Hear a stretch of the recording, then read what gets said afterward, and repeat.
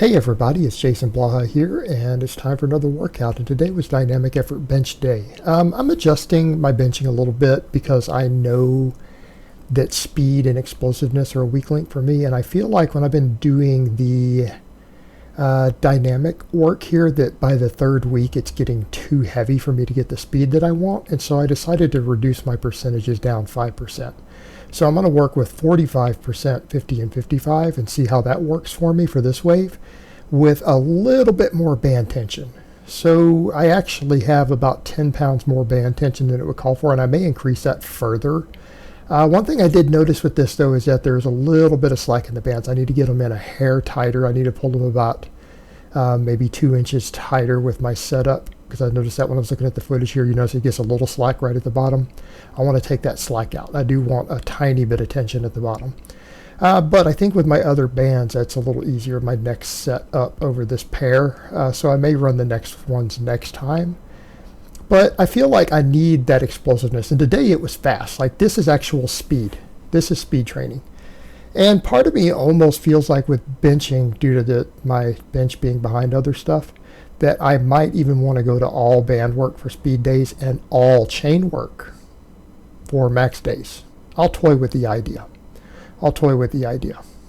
And then that way I have quite a bit of contrast in terms of my 2 days, in terms of the sort of strength curve I'm training. Because as of right now, with everything else, I'm alternating chains and bands. But if I do bands, I almost worry that I'm going to need a second type of bar. So it's like I could do different band tensions through the different waves to change the waves up, to break up any accommodation there. Or I could eventually get a different bar, whether it's a cambered bar or a football bar. I'll have to look and see what my options are. To see what my options are at this point and think about it, of what I want to do with it. Because again, I feel like I just need more speed. I need more explosiveness on my bench. And again, this looked good today, but I've got to keep training that. And for those curious, yes, I'm doing 9 sets of 5 with 3 different hand widths. So my widths, because I say wide grip for the first 3, but my wide grip means my pinkies touch the rings. A lot of people would call that a medium grip. That's wide for me. And I don't believe in training ultra wide grip. That's one reason I'm 42 with no shoulder issues, is that I don't do real wide grip benching. I would never go further than that even for comp. And I'm honestly not even the strongest there. It's just that hypothetically I should be stronger there, but I'm not. So I'm still training it. Then my next 3 sets are in the very middle for a medium grip. So they're halfway between the smooth in the middle and the rings. And then my final 3 sets are a true close grip, to where the edge of my finger is at the smooth. So I'm right there at the very edge of the knurling in the center on the last 3. And I notice I get more explosive as I go. I've noticed I'm really explosive once I get through a couple of the warm-ups with the wider grip. But then when I go to that medium grip, I actually have a lot of pop. And truth be told, that medium grip probably is my best personal leverages. But it could be due to muscle weaknesses also, and the fact that I've always trained narrow. But I actually feel really comfortable, especially even with the close grip. When I get to the final 3 sets, I feel like it's really, really fast with the closer grip. And one thing I'm having to work on, if you guys notice the first couple sets, is I lower the bar slowly on the first ones, on the first rep, and then I get the overspeed eccentrics. And it's because for me, I have a psychological hang up about lowering the bar fast. And I know it's one of the things I'm having to work on with the speed work to get through, because I know my bench will go up once I learn to just kind of come in fast on the first rep and get it into position. But the speed work also teaches me where my natural groove is. And it's interesting to me to where my best speed comes from through the different reps of where the bar tends to settle. It's just an interesting little thing that I can look at in terms of my leverages of where that bar hits when I'm going super fast, because that tells me a lot about my strength curve. Then we did 6 sets of chest supported rows. Now, I might adjust the volume upward on these, because like I said, I'm only doing these twice a week now. They are an important movement. And what I may do is add another set eventually. I'm going to see how it goes, because I'm doing 6 sets of 5 with close to a 5 rep max. This may be a 6 rep max.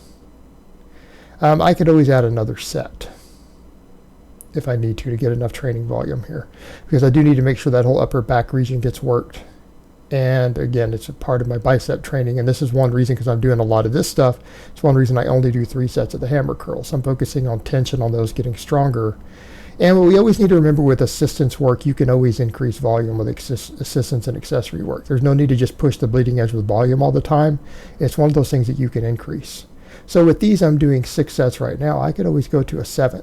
So that's the other option you have with accessory type movements, is if you need to get a further growth response, you can always add another set in at some point if you're inside your maximum recoverable volume to get a little more stimulus, like if you can't progress. And sometimes it's easier to progress with volume before you try to do weight, because you can always add more sets, and then when you adapt to that and grow, you can drop the sets back down and then add 5 pounds. So again, people need to keep that in mind. You can always add more sets on some of these things, and oftentimes that's a better approach if you have wiggle room. And that's one reason to keep the volume moderate most of the time and focus on tension, because if you need the option of adding volume, it's always there to break through a plateau. And you have to think like this as an advanced lifter. You have to think like this. Interestingly enough, looking at the footage, I look a hair leaner. I'm actually up 1 pound today. So actually I'm going to make sure that I keep my calories a hair lower this weekend, because I'm actually up 1 pound today, and I don't want to ever drift above 220. I skipped on the scale at 221.0, and we don't want that. We want to be 220 or less all the time. And it's not fat gain. I've clearly haven't gained any fat lately. So it could be some glucose. It could be other stuff. It could be the fact that I'm eating more Greek yogurt this week and no cheese, which adds a tiny amount of carbs, which may have caused 1 pound of water weight. Who knows? And that's why I might look a hair fuller. Who knows? Who knows? Then I did dips. Now, 3 sets of 10. I'm starting very light on these. I'm starting very light. Yes, I've done heavier dips, but I'm adding these as an accessory movement to bring up my pecs, my triceps, everything else. Now, the question becomes why? I need more exercise variation. I need to avoid overuse injuries while being able to train fairly high volume and progress on multiple exercises that carry over to my main lifts. I'm getting a tiny bit of little bit of tweak in my left tendons on my tricep. It's nothing serious, but I've noticed it. So what does that tell me? Skull crushers are an amazing exercise. I feel like my triceps have gotten bigger and stronger from them. However, they can be a little rough on tendons. Sometimes you've got to cut them back out. They're definitely not going to go in my exercise graveyard, because I feel like I've gotten some really good mileage out of them recently. But as a lot of people point out, you have to rotate them out. You can't do them indefinitely. And that's the case that I'm finding. And I need something that works my entire tricep more effectively than a bench press does. Dips. The research on it, the EMG data, the biomechanics, dips build all 3 heads of the tricep. I can use dips to do this. And I feel like my chest is potentially becoming a weak link on my bench too. I know people are like, you got a big chest. Yeah, but some of that's my structure. Having bigger pecs and bigger triceps is never going to hurt your bench press.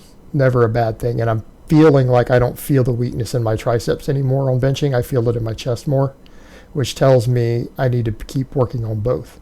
So dips are a good middle ground. It takes that stress off the elbow tendon, lets me work triceps and chest a little bit together. And I will do a smaller tricep exercise on my max effort days, right? And people need to keep that in mind. This is a lot of training volume. I don't have room for much more.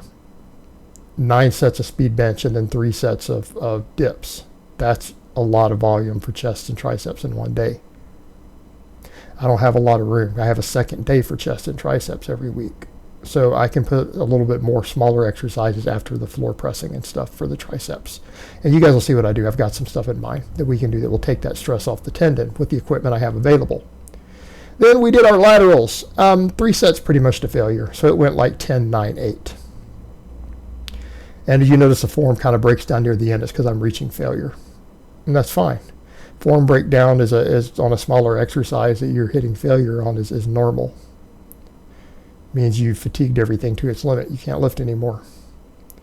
And that's one thing I'm going for, because I don't want to do massive amounts of volume here. I do need to do these side shoulder work. I do need it because my side delts, my upper traps, all that can stand to grow, especially when you're competing with Freak Nighters on YouTube.